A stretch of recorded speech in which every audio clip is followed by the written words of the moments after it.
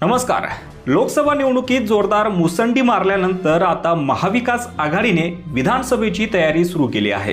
संयुक्त पत्रकार परिषदेनंतर उद्धव ठाकरे, शरद पवार आणि काँग्रेस नेत्यांकडून जागा वाटपाची चाचपणी केली जात आहे.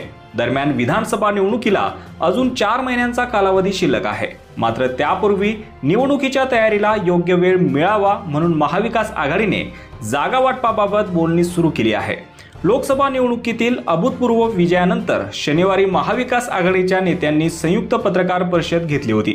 या पत्रकार परिषदेपूर्वी शरद पवार, उद्धव ठाकरे आणि काँग्रेस नेत्यांमध्ये जागा वाटपाची प्राथमिक बैठक झाली.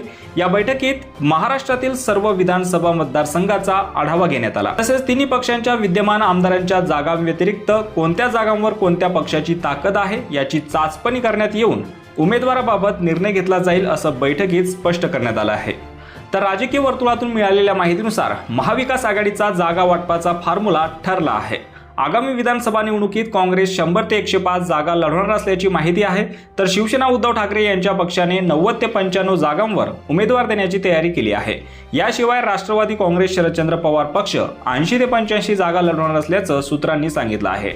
तसेच राजकीय वर्तुळातून मिळालेल्या माहितीनुसार ज्या विभागात काँग्रेसची ताकद जास्त आहे त्या विभागात त्यांना सर्वाधिक जागा दिल्या जातील. तर ज्या विभागात शिवसेना ठाकरे गटाची ताकद जास्त आहे त्या विभागात त्यांना जागा सोडल्या जातील असं राष्ट्रवादी काँग्रेस, शरदचंद्र पवार यांच्या पक्षाबाबतही असेल.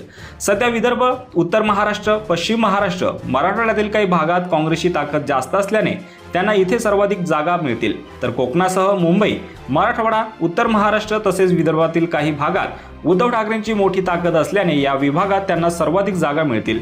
तर शरद पवार गटाची पश्चिम महाराष्ट्र, उत्तर महाराष्ट्र, मराठवाड्यातील काही भागात ताकद असल्याने त्यांना तिथल्या जागा दिल्या जातील अशी ही माहिती राजकीय वर्तुळातूून समोर आली आहे. यावर तुम्हाला काय वाटतं? तुमची प्रतिक्रिया कमेंट बॉक्समध्ये नक्की कळवा आणि असेच राजकीय घडामोडी पाहण्यासाठी चॅनलवर नवीन असाल तर सबस्क्राईब करून बेल आयकॉन दाबायला विसरू नका. धन्यवाद.